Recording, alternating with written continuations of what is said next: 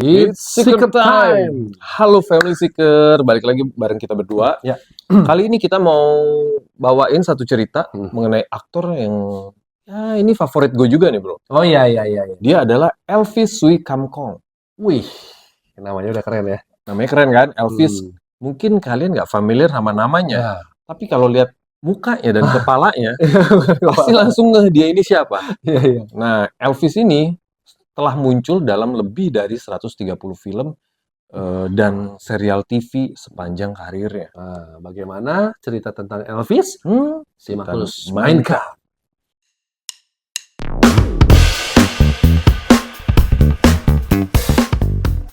Menurut gua nih, si Elvis ini penampilannya tuh selalu mengundang perhatian.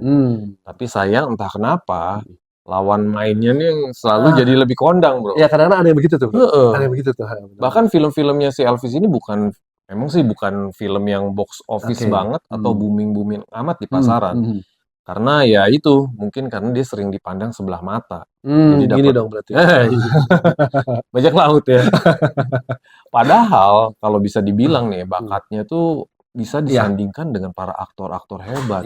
Emang dasarnya gua rasa sih kurang mendapat kesempatan aja nih si Elvis untuk ikut dalam film berbudget besar.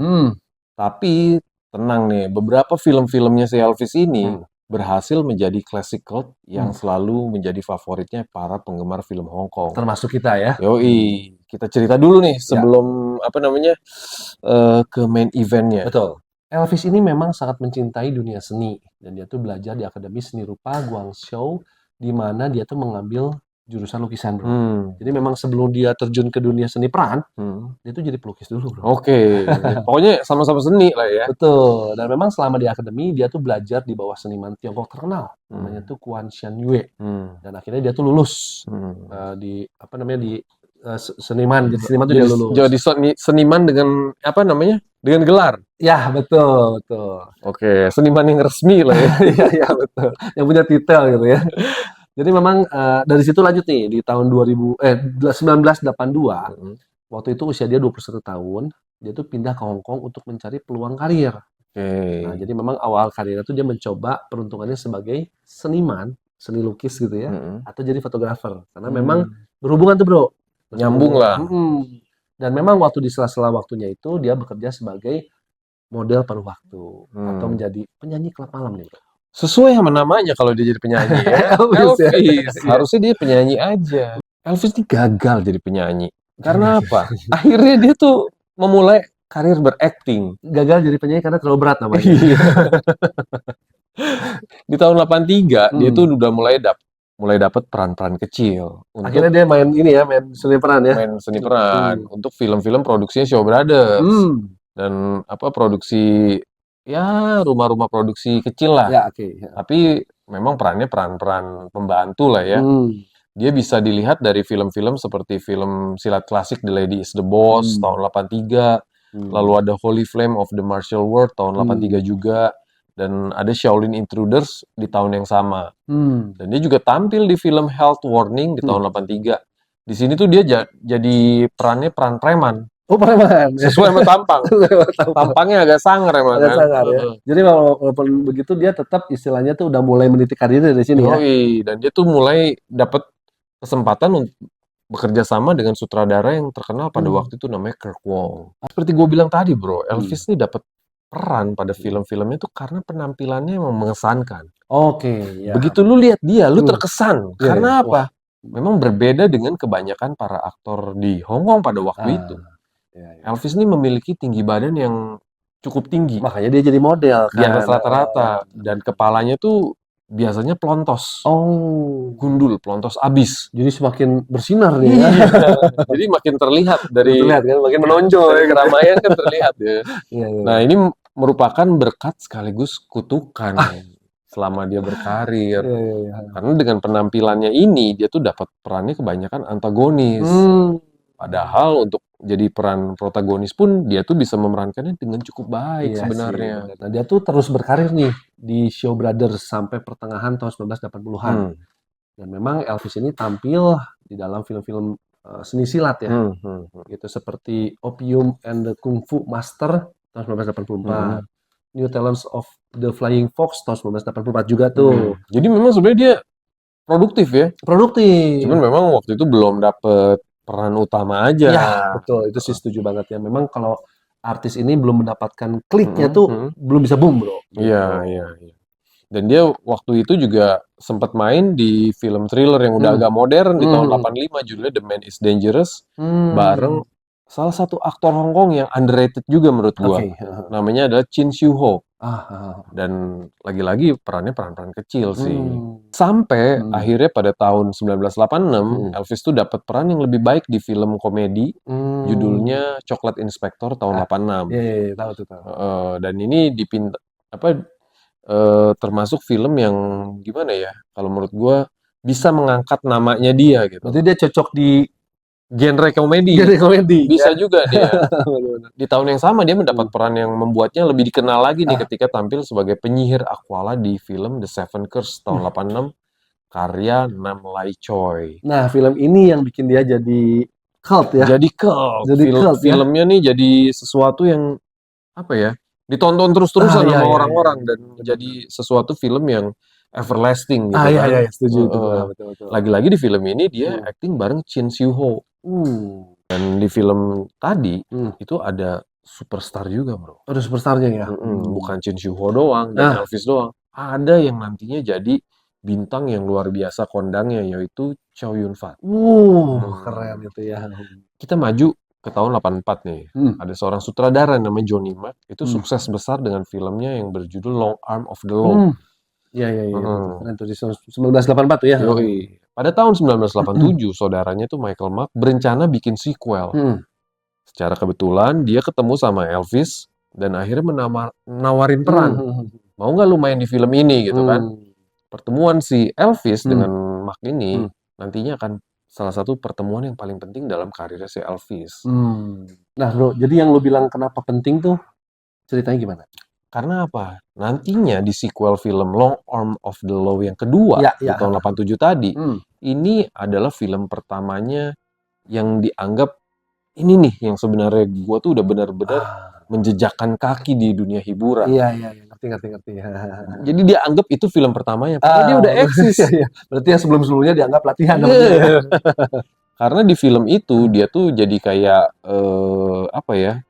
Bisa benar-benar menyalurkan bakat actingnya dengan maksimal. Dan memang udah lebih matang dia ya actingnya kan. Dan di situ tuh dia dapat peran utama. Walaupun apa ya, dia udah eksis di sana sini, menurut dia penampilan di film itulah penampilan terbaiknya. Nah, betul. Dan memang sejak saat itu ya banyak para pembuat film aware akan kualitas actingnya si Elvis. Jadi dia tuh nggak cuman bisa sekedar jadi penjahat aja, betul. tapi bisa juga jadi seorang tokoh protagonis. Dan bro, gara-gara film Long Arm of the Law tadi, dia tuh dapat banyak tawaran main film di film-film lainnya. Akhirnya ya. Iya. Jadi ada di film A Chinese Ghost Story, Born to Gamble. Terus di sini tuh dia collab lagi bareng Chow Yun Fat.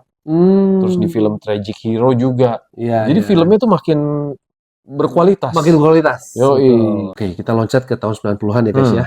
Dan memang menurut gua di era ini tuh Elvis makin kondang nih. Gara-gara film Semi alias kategori 3. Tapi booming bro waktu itu. Iya. Makanya ini makin kondang. Karena filmnya unik. Itu tuh judulnya Sex and Zen di tahun 1991. Nah, di film ini tuh dia menjadi salah satu film besutan Michael Mak yang sukses secara finansial. Iya, karena film ini ternyata walaupun film kelas 3, tapi banyak yang penasaran. Iya. Karena berdasarkan judulnya aja, itu judulnya agak frontal ya. Betul ya, mau bikin orang tuh jadi pengen nonton. Apalagi pada era tahun 90-an itu, kita kan lagi ABG tuh bro, penasaran. Iya. Nah, juga pasti sama kan. Lagi-lagi nih Elvis banting setir nih guys, ke peran yang agak nggak biasanya. Karena di tahun 1992, dia malah tampil bareng superstar komedi Stephen Chow di film Royal Tramp. Ini film lucu banget. Dan dia juga kan ada kocaknya juga kan. Iya. Cocok nih jadinya. Terus ada juga yang gue inget tuh bareng Stephen Chow di film Ten Brothers. Itu film cacat juga tuh. ngaco-ngacoan itu filmnya. Ngaco-ngaco ya. Dan menurut gua, kalau si Elvis ini, walaupun dia terlibat di film komedi, dia tuh bisa mendeliverkan acting yang maksimal. Betul, betul, betul. Kadang-kadang bisa agak konyol, Ya. tapi serius, tapi penjahat juga. Dan memang di sini jam terbang dia memang udah lumayan tinggi ya. Walaupun film kelas 3 juga kayak yang tadi tuh, Sex and Zen. Iya. Tapi karakter si tokohnya itu jadi hidup banget. Betul, betul. Makanya gue bilang si Elvis nih salah satu aktor yang underrated, guys. Iya, iya. Kalau kita perhatiin ya, memang Elvis ini tuh rajin banget warawiri di berbagai film di era tahun 90-an. Ya. Jadi ada tuh di tahun tertentu dia memang terlibat di 10 film dalam setahunnya. Banyak banget ya. Banyak loh itu setahun. Dan filmnya layar lebar lagi. Iya, betul. Bahkan di tahun 99 dia tuh tampil di 18 film dengan berbagai peran. Keren ya. Keren lah itu. Dan bisa ya, maksudnya dia mendalami sebuah peran di berbagai jenis genre film ya. Apa nggak kebawa gitu, dia lagi syuting di sini, ini karakter ini gue kebawa nih. Lagi ngelucu, terus besok jadi penjahat gitu kan. Tapi memang dia tuh sukses banget ya di situ. Jadi memang dia bisa memilah-milah kerennya si Elvis itu di situ tuh. Tapi memang ya balik lagi tadi ya, walaupun yang tadi lu bilang ya, dia main film di kategori kelas 3 ya, tapi dia tetap profesional. Iya, dia pengen filmnya layak ditonton lah. Betul sekali. Nah, ini ada pertanyaan nih, Bro. Dari gua dan mewakili Family Seeker nih. Kan dia tuh sering main-main film-film yang seperti begitu ya, kategori 3 gitu ya, atau yang panas-panas dikit gitu ya. Dia pernah dapat penghargaan nggak dari karirnya dia ini? Kerennya pernah, Bro. Oh, pernah ya? Di tahun 96, dia tuh main film yang judul Viva Erotica. Viva Erotica. Viva Erotica. Itu udah menjurus kan judulnya kan. Di sini tuh dia dapat nominasi sebagai aktor pendukung terbaik di Hong Kong Film Award. Hebat loh. Iya. Keren ya. Buat gua sih ini udah penghargaan. Walaupun nominasi doang. Iya. Tapi berarti kan walaupun filmnya gitu, aktingnya diakuin dong. Dinotis sama penonton. Iya. Dan sebenarnya ada salahnya juga sih. Gimana tuh? Kalau kan kayak lu bilang nih, kalau main film yang agak nyerempet gitu merusak karir ya. Iya sih, iya. Inilah yang memang yang bikin si Elvis ini susah menjadi seorang superstar. Makanya yang tadi lu bilang kan di awal tuh, dia selalu bermain dengan lawan mainnya, tapi lawan mainnya malah jadi boom. Iya, dianya enggak. Nah, ini ternyata karena Andy Lau nggak main film-film kayak gini. Betul. Aaron Kwok nggak main film-film yang dipelintir, atau diputer-puter gitu nggak main. Iya. Tapi nih, di pertengahan era tahun 90-an, film-film yang dihasilkan oleh Elvis ini tuh agak ada penurunan kualitas filmnya dia. Nah, kenapa? Karena memang keterlibatan di film-film layar lebar ini mulai berkurang. Emang sih setelah agak turun pamornya, Elvis tuh sempat terlibat lagi di film yang cukup sukses di tahun 1988. Film nih, 98. Film nih, bukan sinetron ya. Iya. Yaitu Storm Riders dan juga A Man Called Hero. Walaupun dengan peran pembantu aja, tapi film ini tuh masuk dalam kategori blockbuster. Oh, lumayan. Film yang budgetnya besar. Iya, betul. Dan filmnya booming pula. Karena booming, jadi dia juga naik lagi nih ya. Gitu. Dan di film ini ada Andy Lau, ada Aaron Kwok. Jadi, walaupun dia perannya pembantu, tapi orang notice. Elvis udah masih eksis lagi gitu kan. Oke, jadi menjelang di tahun 2000 nih, Elvis balik lagi ke sinetron. Ke layar televisi ya. Emang popularitas Elvis di dunia film Hong Kong nih antara 1999 sampai tahun 2000-an udah nggak gimana-gimana lah. Karena kan terakhir dia benar-benar eksis banget di tahun 99 tuh. Iya. 1 tahun dia main di 18 film. Setelah di tahun 2000-an, dia tuh memang udah kayaknya udah melewati titik puncak karirnya. Iya sih, ya, betul sih, gue setuju itu. Oke, tadi kita udah banyak bahas tentang karirnya dia lah ya. Karena filmnya seru-seru ya. Seru banyak. Dan banyak ceritanya gitu. Aneh-aneh filmnya. Komedi, erotis, action, silat, ya kan? Lengkap deh udah. Betul. Sinetron. Andy Lau lewat kan, gue bilang juga kan. Oke. Tadi kita udah bahas tentang karirnya. Nah, untuk masalah pribadinya gimana? Tentang masalah anaknya atau kehidupan istrinya gimana? Dan memang gue cari-cari beritanya nggak banyak mengenai keluarganya. Tapi yang pasti Elvis tuh punya satu anak. Anak cowok namanya Vigo Sui. Ya mungkin ada yang sebut Sui, ada yang sebut Cui. Nggak tahu lah ya. Karena pelafalan beda-beda. Jadi kita sebut ini dengan EYD. Ejaan yang dienakan. Yang enak aja gitu. Jadi dia tuh punya anak ya? Punya anak, namanya Vigo. Dan Vigo ini mengikuti jejak karir Elvis. sebagai seorang aktor. Belum lama di tahun 2023 yang lalu, Viggo ini melakukan debut di film Creation of the Gods. Ini filmnya bagus nih, kalau menurut gue sempat nonton juga. Kalau ya gue berharapnya moga-moga si Viggo ini bisa kondang juga kayak bapaknya, ya nggak? Dan satu hal, jangan bermain film SMA ya. Dan mengingat aktor-aktor kawakan Hong Kong kayak Jackie Chan atau Chow Yun Fat, itu kan umurnya udah 70-an ya. Ya, dan perlu regenerasi nih. Jadi generasi-generasi si Viggo ini harus eksis ya nggak? Kalau Elvis kan sebenarnya masih 60-an ya, bro. Masih 60-an. Siapa tahu masih bisa comeback lagi untuk peran-peran yang oke. Dan film-film yang ada budget gede, ya nggak? Apakah Sex and the City di remake lagi kayak dibikin versi barunya? Jangan bro, itu nggak gede itu. Kalau kasih di situ-situ terus tuh. Tapi kalau ada mau nonton nggak? Mau. Ayo kita nonton bareng. Oke guys, itu cerita tentang Elvis. Semoga menghibur kalian ya. Karena kan kalau gue bilang mungkin kalian sering lihat, tapi nggak tahu dia itu siapa. Ya, makanya kita bawain ya. Iya, biar kalian pada tahu. Oke guys, it's a wrap. Bungkus.